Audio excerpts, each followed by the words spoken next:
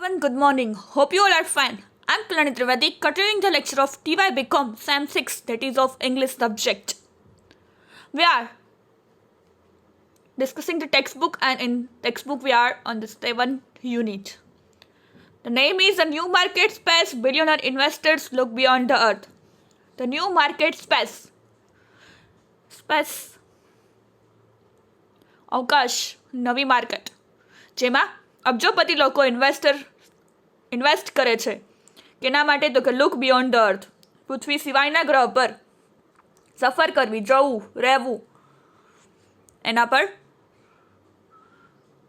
એ લોકો ઇન્વેસ્ટ કરે છે. પૈસા અબજોપતિ લોકો છે એમાં ઇન્વેસ્ટ કરીને ખાનગી કંપનીની આપણે કાલે વાત કરી કે કઈ રીતે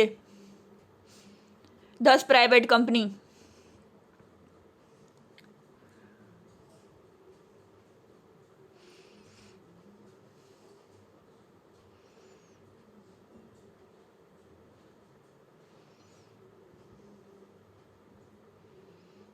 વર્જિન ગેલેક્ટિકની વાત હતી.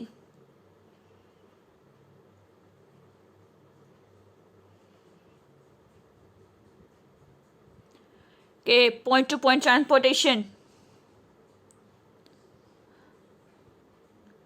પછી 2014માં નાઇટ ફ્રેન્કના રિપોર્ટની વાત હતી. કઈ રીતે? Now, Bailey points to the markets for second homes in Europe. At the moment, second home buyers throughout Europe tend to be European. શું કહે છે? બેઇલી યુરોપના બીજા ઘરો માટેના બજારો તરફ નિર્દેશ કરે છે. It's a case of northern Europeans buying nice places in the southern Europe, the beach of sunshine. But these locations will become much more global in terms of their demand base, he says. The heritage of this location is hard to replicate. So we will see more buyers from China and a wave of other places where wealth is being created. શું કહે છે? ઉત્તર યુરોપીઓ સહેજ તડકા, સનસાઇનની વાત છે કે તે જ્યાં સનની એટમોસ્ફિયર હોય, તડકાવાળું, સાથે દક્ષિણ યુરોપમાં સરસ જગ્યાઓ ખરીદવાની વાત છે. પરંતુ આ જે પ્લેસીસ છે, સ્થાનો છે, તેમની માંગને આધારની દ્રષ્ટિએ વધુ વૈશ્વિક બનશે. એટલે વર્લ્ડ ગ્લોબલ આ સ્થાનોનો વારસાની નકલ કરવી મુશ્કેલ છે, કે રિપીટ નહીં થઈ શકે. આવું આપણે કોપી કરવા માંગીએ તો, જેમ આપણો તાજમહેલ છે. તેથી એમ ચીન, ભારત અને વધુ સ્થળોએ જે સંપત્તિ ઉત્પન્ન થઈ છે ત્યાંથી વધુ ખરીદદારો એ લોકોને મળશે. કે જે ચાઇના, ઇન્ડિયા, એ બધા દેશોમાંથી અહીંયા હવે પણ યુરોપમાં પણ લોકો અનુકૂળ વાતાવરણના કારણે એ લોકો અહીંયા પણ રહેવા માટે, રહેઠાણ માટે આવશે. An interesting issue is how suborbital travel will affect the concentration of wealth. એક રસપ્રદ મુદ્દો એ છે કે ઇન્ટરેસ્ટિંગ ઇશ્યુ કે મુસાફરી સંપત્તિના સદ્રાંતોને કેવી રીતે અસર કરશે. જે મુસાફરી કરે છે એને કઈ રીતે અસર કરશે. He continues, it will be reinforce concentrations of economic activity. શું કહે છે? આર્થિક પ્રવૃત્તિના જે વાત છે એને મજબૂત બનાવશે. Ultimately, the big global cities will be the main beneficiaries. London, New York, and San Francisco would suddenly become much easier to access for double or treble the number of people. Sydney especially would benefit as it already has huge transaction from Asia, but it inconvenient for the rest of the world to get to. Okay, છે? આખરે મોટા વૈશ્વિક શહેરોમાં મુખ્ય લાભાર્થીઓ બનશે, જેમ કે લંડન, ન્યુયોર્ક અને સેન ફ્રાન્સિસ્કો. અચાનક લોકોની સંખ્યામાં બમણો અથવા 3 ગણું પહોંચવા એ સરળ બનશે. સિડની, ખાસ કરીને સ્પેશિયલી સિડની, તેનો ફાયદો કરશે, કારણ કે તેમાં પહેલેથી જ એશિયાથી મોટો જે ભાગ છે, પરંતુ બાકીના વિશ્વ માટે તે અસુવિધાજનક છે. એટલે કે છે કે યુરોપમાં પણ, એટલે એવું નથી કે આપણે જે વાત કરીએ છીએ બિયોન્ડ ધ અર્થ, કોન્ટિનેન્ટલની વાત કરી, જે ખંડ, એક ખંડથી બીજા ખંડ સુધી, એવી રીતે કે છે યુરોપમાં પણ એવી જગ્યા છે સેન ફ્રાન્સિસ્કો. એક ખંડથી બીજા ખંડમાં લોકો સ્થળાંતર કરશે કે ત્યાં રહેવા જશે, કેમ કે અનુકૂળ વાતાવરણ ને બધી ફેસિલિટીઝ અવેલેબલ હશે તો અનુકૂળ, તો ત્યાં પણ લોકો જોવા જશે. તો કયા દેશમાં કયા જગ્યાએ અનુકૂળ બધું છે અને ત્યાં કયા દેશના લોકો આવશે. જેમાં આપણે ઉપર વાત કરી ચાઇના અને ઇન્ડિયા માટે તો અનુકૂળ રહેશે, તો એ લોકો પણ અહીંયા આવશે. પછી સિડનીની વાત કરી.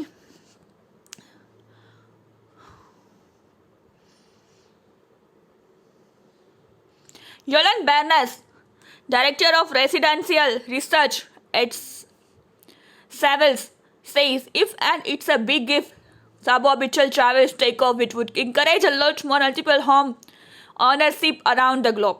When China, some other parts of Asia really discover how to develop good holiday resorts, there's a huge potential for more Europeans think about second home ownership there. It could quite easily become a much global market. શું કહે છે? સેવિલ્સના રહેણાંક સંશોધન નિયામક જે છે યોલાન્ડ બાર્નેસ, એ કહે છે કે જો તમે મોટા જે સબર્ટિબલમાં મુસાફરી કરવા, સબ ઓર્બિટલ ટ્રાવેલ કે મુસાફરી તમે શરૂ થાય છે તો તે વિશ્વભરમાં ઘરોની અનેક માલિકીની પ્રોત્સાહિત કરશે.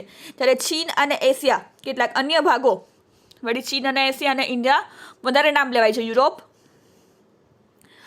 ચીન અને એશિયાના કેટલાક અન્ય ભાગો ખરેખર કેવી રીતે શોધે છે સારા રિસોર્ટ્સ, ગુડ હોલિડે રિસોર્ટ્સ જે છે એ વિકસાવવા માટે ત્યાં વધુ યુરોપિયનોને ત્યાં બીજા ઘરની માલિકી વિશે વિચારવાની વિશાળ સંભાવના છે. તે it could B quite easily become a much more global market, કે ખૂબ સરળતાથી વૈશ્વિક બજાર બની શકશે. It may be hard for many to imagine a world suborbital space travel involving, as it does, a wholesale reworking of transportation networks and how we move around the planet. ઘણા લોકો માટે આ સબ ઓર્બિટલ સ્પેસ ટ્રાવેલની દુનિયાની કલ્પના કરવી મુશ્કેલ હોઈ શકે છે, જેમાં તમે પરિવહન નેટવર્ક્સનું જથ્થાબંધ નિર્માણ થાય છે અને આપણે ગ્રહોની ફરતે કેવી રીતે ફરતા હોઈએ. ઇમેજિન કરીએ આપણે કે આપણે એક સ્પેસ શટલમાં હોય અને આપણે પૃથ્વીની બહાર એક ગ્રહોમાં ફરતા હોઈએ, તો એ કેવું ઇમેજિનેશન હોય એનું વર્ણન કરેલું છે કે કઈ રીતે આપણે જો એ બીજા ગ્રહોની આસપાસ ફરતા હોઈએ. પરંતુ વિમાન એકવાર ક્રાંતિ રીતે વિશ્વ આકારમાં ફેરવ્યું અને કંઈ પણ કાયમ રહેતું નથી. Nothing is last forever. બધું કાયમી રહેતું નથી. ફરીથી it's somewhat typical and somewhat tough lecture, so I am repeating all the things from beginning. કે શું વાત છે કે પહેલાં કહે છે કે 21મી સદીમાં આપણે પહોંચી ગયા છીએ. 1960 અને 70ના દાયકાના બાળકોનું ડ્રીમ હતું કે આકાશમાં ઉડવું, અવકાશ યાત્રા કરવી, પરંતુ 21મી સદીમાં પહોંચી ગયા છતાં પણ આપણે ક્યાંય નથી એવી વાત કરી. પછી નેશનલ એજન્સી સ્પેસની વાત કરી કે કઈ રીતે હવે લોકો રિસર્ચ કરીને ખાનગી અને નેશનલ કંપનીઝ, નાસા અને ઇસરો ને એ બધા, અને કેટલી બધી ખાનગી કંપનીઓ અત્યારે ચંદ્ર અને મંગળ ગ્રહ પર પહોંચવા માટે વાત કરે છે. તો એવા એનું પહેલું ઉદાહરણ આપણે કીધું કે સ્ટેનલી કુબ્રિકની ફ્યુચરિસ્ટિક ભવિષ્ય દર્શનની મૂવીની વાત કરી 2001 આ સ્પેસ ઓડિસી, ત્યાંથી શરૂઆત કરી. પછી યંગ જનરેશનની વાત કરી. પછી વાત કરી અત્યારની ગવર્મેન્ટ, અત્યારે યુએસ ગવર્મેન્ટ શું કરે છે. નાઇટ ફ્રેન્કની વાત કરી કે અત્યારે બિલિયનર્સ જે લોકો છે, જેમની ડોલર, જેમની આવક $175 બિલિયન પણ વધુ છે એલા લોકો, ત્યારે પ્રાઇવેટ કંપનીમાં સ્પેસ ઇન્વેસ્ટમેન્ટ કરીને, પ્રાઇવેટ કંપનીઝ ખોલીને મંગળ અને ચંદ્ર ગ્રહ સુધી લઈ જવા લોકોને એ કામ કરે છે.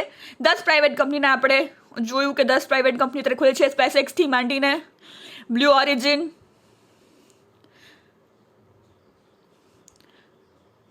Sir Richard Branson's, Virgin Galactic, XCOR aerospace, કેટલી બધી ખાનગી કંપનીઓ છે, એમાં આ બધું થઈ રહ્યું છે. પછી વાત કરી વર્જિન ગેલેક્ટિકની કે $25,000 ટિકિટ રાખી છે, એમાંથી $80 બિલિયન તો એને મળી ગયા છે. પછી આપણે વાત કરી કે 700 લોકોએ 57 દેશમાંથી એમાં બુકિંગ કરાવ્યું છે કે જે સ્પેસ જર્ની કરાવશે. એમાં Leonardo DiCaprio, Stephen Hawking, Justin Bieber, Candy Brothers, એ બધા એમાં છે, અને લેડી ગાગા એ પણ એમાં નામ ટિકિટ લીધેલી છે અને રિઝર્વેશન કરાવ્યું છે કે જે અગર એ પોસિબલ થયું તો we next year become the first singer to perform in outer space. અવકાશમાં પરફોર્મ કરતી લાઈવ લેડી ગાગા સિંગરે પ્રથમ એમનું રેકોર્ડ થઈ જશે. એ વાત કરી. પછી વર્જિન ગેલેક્ટિકના રિપોર્ટની કઈ રીતે અહીંયા પહોંચવું, પોઈન્ટ ટુ પોઈન્ટ ટ્રાન્સપોર્ટેશન અને કોન્ટિનેન્ટલ ઇન્ટરકોન્ટિનેન્ટલ ટ્રાવેલ, એક ખંડમાંથી બીજા ખંડમાં ટ્રાવેલ કરવું, એની પણ જે દેશમાંથી એક દેશમાં બીજા દેશમાં તો આપણને ખ્યાલ છે, પણ એક ખંડમાંથી બીજા ખંડમાં ટ્રાવેલ કરવું, પોઈન્ટ ટુ પોઈન્ટ ટ્રાન્સપોર્ટેશન કઈ રીતે પોસિબલ બનશે ફ્યુચરમાં, એની વાત છે. સેન ફ્રાન્સિસ્કો અને સિંગાપુર પહોંચવા માટે આટલી મિનિટ્સનું વાર લાગશે, 2 કલાક 9 મિનિટ્સ, 1 અવર. કેટલું અંતર ઘટી જશે. યુઝ ઓફ સાયન્સ એન્ડ ટેકનોલોજીને મોર એન્ડ મોર ઇન્વેસ્ટમેન્ટ થશે આમાં, તો એક ખંડમાંથી બીજા ખંડમાં જવા પણ કલાકોમાં પહોંચી જશે. વધીને કલાક, 90 મિનિટ્સ, 2 અવર્સ, 1 અવર્સ, બહુ ઓછા જ સમયમાં આપણે મુસાફરી કરી શકશું. પછી વાત કરી નાઇટ ફ્રેન્કના રિપોર્ટની કે કઈ રીતે ટેકનોલોજીના લીધે આ બધું પોસિબલ થઈ રહ્યું છે. ચેલેન્જીસ છે, પરંતુ જો ઇફ વી ઓવરકમ દેટ, જે એને આપણે નિવારી લઈએ, જે મુશ્કેલીઓ આવે છે એનો, તો આપણે ટેકનોલોજીમાં વધારે આગળ વધીએ તો આ પોસિબલ છે. પછી બેઇલીની વાત કરીએ આપણે કે કઈ રીતે એક ખંડમાંથી બીજા ખંડમાં જે વાત કરી કે ઘરો લોકો લેવા માટે છે, કેમ કે જ્યાં વાતાવરણ અનુકૂળ હોય યુરોપ જેવા દેશોમાં અત્યારે કે ઇન્ડિયા અને ચાઇના ઇન્વેસ્ટ કરી શકે છે. લંડન, ન્યુયોર્ક, સેન ફ્રાન્સિસ્કોની પણ વાત કરી. એશિયામાં એક ખંડમાંથી બીજા ખંડમાં આપણે કેમ સ્થળાંતર કરવાની વાત કરી હમણાં, કે ત્યારે એ પણ વધારે ઓલું ટ્રેન્ડી છે. લંડન, અમેરિકા, ત્યાં બધાને જવું છે યુરોપના દેશોમાં, તો એ પણ એક અત્યારે નવું છે કે લોકો કે નવું કરવું છે, તો એના માટે સ્પેસ રિસર્ચ અને ઇન્ટરકોન્ટિનેન્ટલ ટ્રાવેલ એ પણ એક શક્ય બન્યું છે કે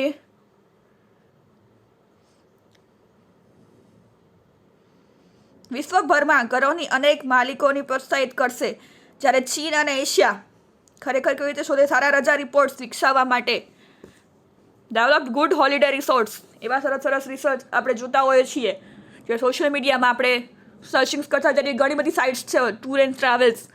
ઇન્ડિયામાં અને આઉટર ઇન્ડિયામાં દેશોમાં ટૂર જે છે એમાં અલગ ખંડોમાં માલદીવ્સ, દુબઈ, ઇવન યુરોપ ઘણી બધી ટ્રીપ્સ, તો એ બધાનું આખી વાત કરે છે ગ્લોબલ કે કયા દેશોમાં અનુકૂળ વાતાવરણ છે, તો ક્યાંથી લોકોને અનુકૂળ આવશે તો ત્યાં ટ્રાન્સફર કરશે, ઘરોની માંગ વધશે, એ બધી વાત છે.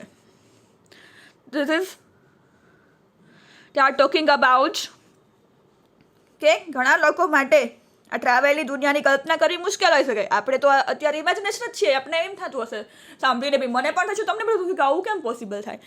મંગળ અને ચંદ્ર પર હોટલ્સ અને રેસિડન્સ સ્થપાશે, એક ખંડમાંથી લોકો બીજા ખંડમાં સ્થળાંતર કરશે, સિડનીથી ન્યુયોર્ક ને બધી કલાકોમાં પહોંચી જવાશે. આટલું બધું હાઈલી ટેકનોલોજી એડવાન્સીસ કઈ રીતે પોસિબલ થશે, કે તેમાં પરિવહન નેટવર્કનું જથ્થાબંધ જે નિર્માણ થયું છે, અને આપણને ગ્રહો ફરતે કેવી રીતે આપણે ફરતા હોય, આપણે ઇમેજિનેશન છે આપણા માટે કે ગ્રહો તરફ આપણે એમાં ફરતા હોય તો સ્પેસમાં, અવકાશમાં યાત્રા કરવા જોઈએ તો હાઉ વી ફીલ, એ આપણા માટે તો અમુક લોકો માટે તો આપણા માટે જરા લોકો માટે તો ઇમેજિનેશન જ છે, કલ્પના કરવી મુશ્કેલ જ છે. પરંતુ વિમાન એકવાર જો ક્રાંતિકારી રીતે વિશ્વને જે આકારમાં એણે ફેરવ્યું છે, જે અત્યારે સ્પેસ રિસર્ચ થઈ રહ્યા છે, એના લીધે બધું પોસિબલ છે. And nothing last forever, કંઈ પણ કાયમી રહેતું નથી. ઇટ ઇઝ ઓલ અબાઉટ હવે મેકિંગ લાઈફ મલ્ટી પ્લેનેટરી. હવે કઈ રીતે લાઈફને, જીવનને મલ્ટીપ્લેનેટરી, બહુગ્રહો, મલ્ટી એટલે મલ્ટિપલ જે ગ્રહ છે એના ઉપર બનાવવું, એની વાત will continue in the next lecture. So thank you for listening. Have a nice day.